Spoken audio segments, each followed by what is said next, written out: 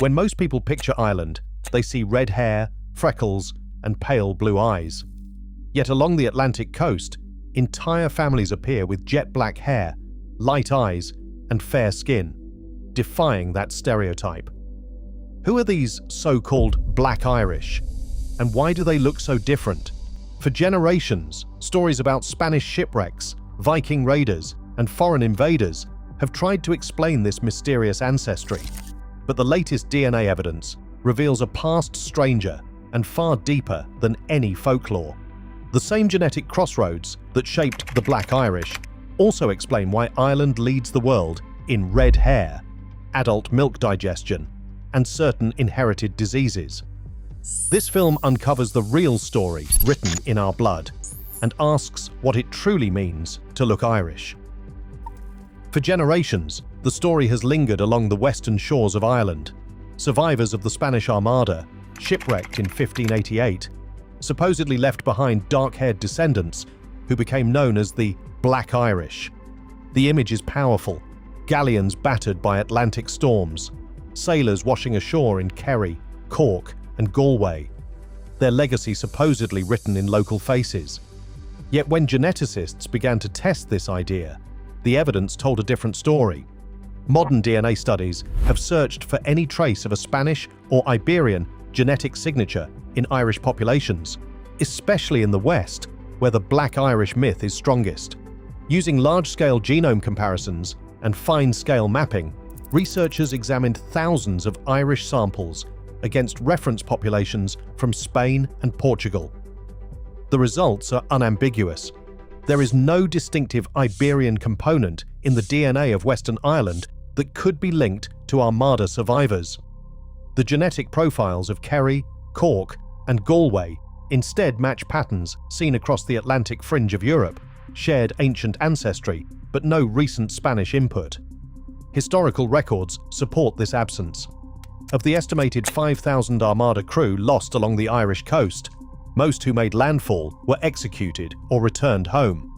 The handful who may have stayed could not have shaped the DNA of entire regions.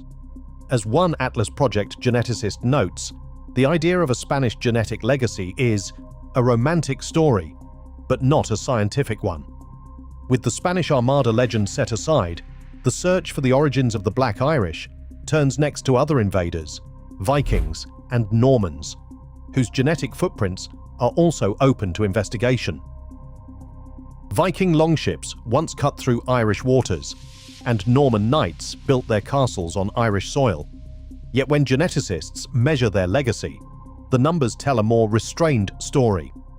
Modern DNA analysis reveals that Scandinavian Y-chromosome lineages, markers of Viking paternal ancestry, make up only about 6% of the male line in Eastern Ireland. In the West, where the Black Irish myth persists, that figure drops even lower. The Viking presence, while visible in place names and medieval chronicles, left a modest imprint on the Irish gene pool. Norman influence, arriving in the 12th century with the Anglo-Norman invasion, was even more selective. The Normans established themselves as an aristocratic class, controlling lands and titles, but their genetic contribution is largely confined to a layer of elite surnames. Genome-wide studies show that French-like ancestry from Norman settlers is most detectable in eastern regions and among families with documented Norman descent.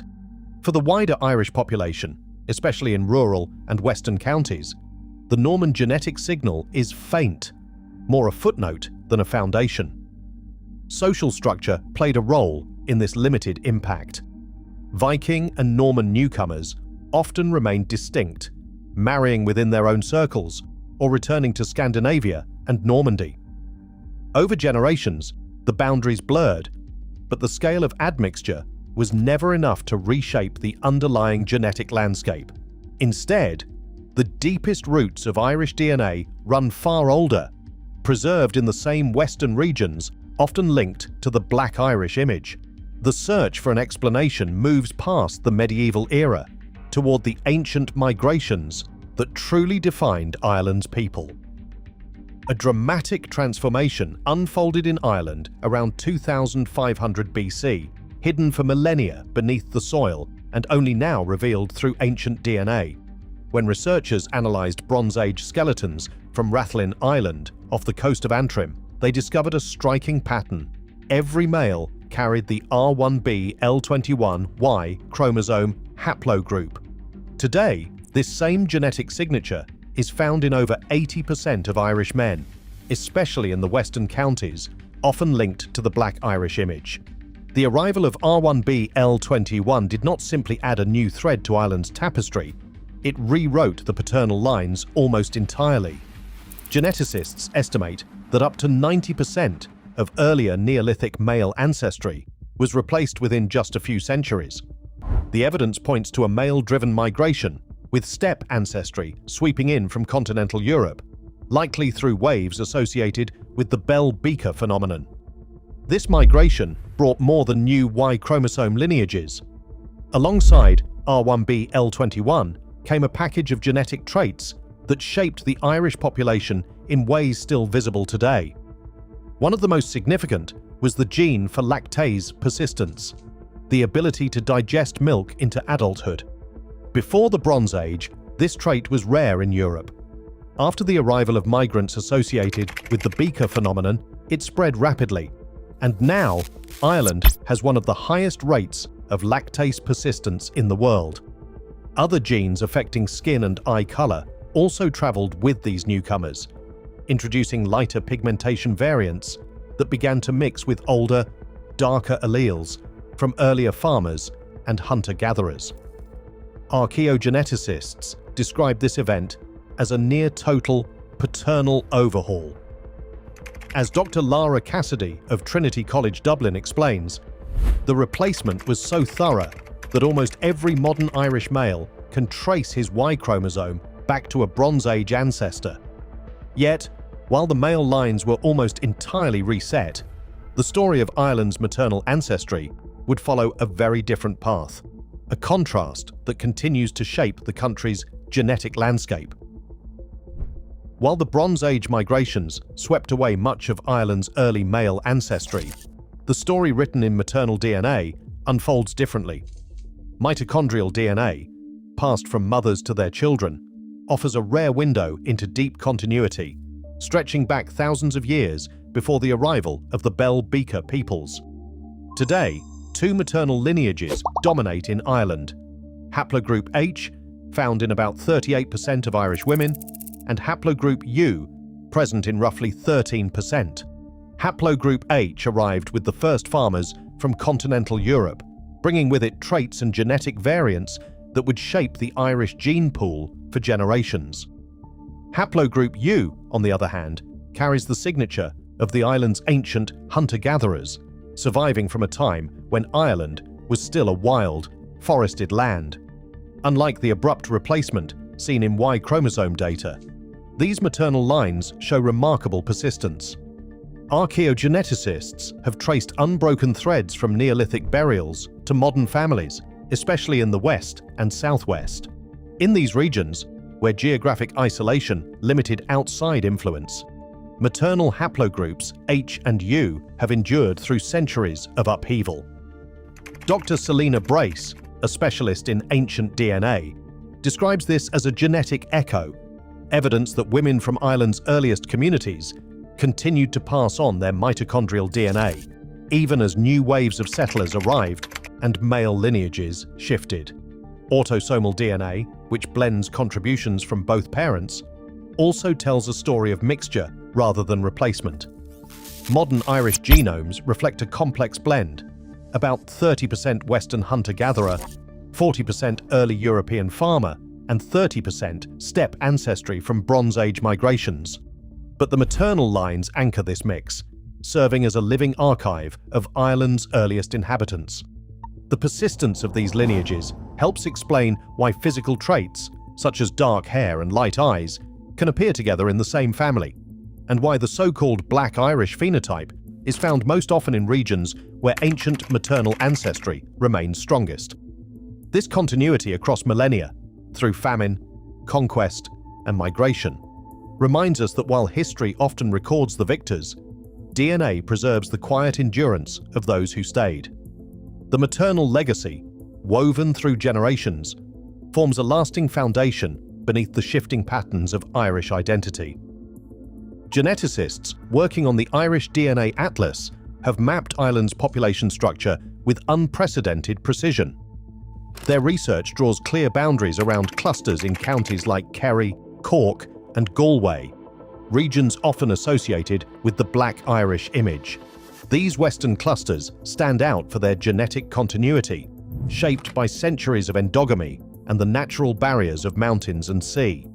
In 2017, the Atlas identified distinct genetic groupings that mirror the rugged geography of the Atlantic fringe. In these areas, populations remained relatively insulated from the mixing seen in eastern and northern counties. The result is a strong preservation of ancient genetic signatures, especially those tracing back to the Bronze Age expansion.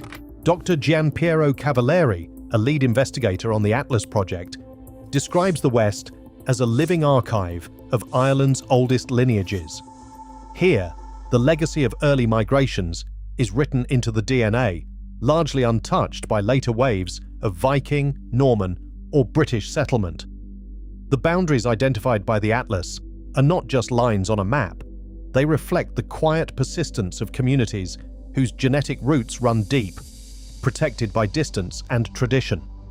This enduring continuity sets the stage for understanding how physical traits and rare genetic conditions have been handed down, generation after generation, in the west of Ireland.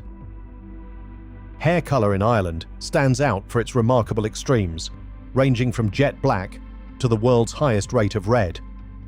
The roots of this diversity lie deep within the genome, shaped by a network of genes that interact in complex ways. At the heart of this system is MC1R, a gene best known for its role in producing red hair. About 1 in 10 Irish people carries a version of MC1R that disrupts the usual pathway for making dark pigment, allowing red hair to appear. Yet MC1R does not act alone. Pigmentation is polygenic, meaning many genes, including TYRP1, KITLG, and SLC45A2, work together to set the balance of eumelanin, the black-brown pigment, and pheomelanin, the red-yellow pigment, in hair and skin. A pigmentation researcher explains that in Ireland, the high frequency of MC1R variants stacks the odds toward red hair, but the presence of strong dark hair, alleles from earlier Neolithic and Bronze Age populations, can override this effect. The result is that siblings in the same family may have black, brown, or red hair with pale or light eyes, a pattern seen nowhere else at such frequency. This genetic tug of war helps explain why the so-called Black Irish look can appear alongside fiery redheads in the same parish and even in the same household. The visible spectrum of Irish hair colour is not the product of a single ancestry or event, but a living record of thousands of years of genetic mixing and survival.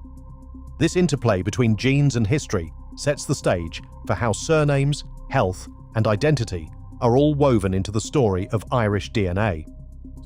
Surnames in Ireland carry echoes of the country's genetic and social past. Names like Uí and O'Brien are more than family markers. They are living records of ancient lineages and the migrations that shaped them.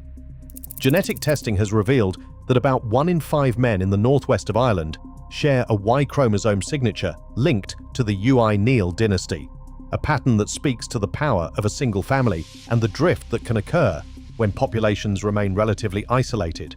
Yet, these surname clusters are not perfect mirrors of genetic ancestry.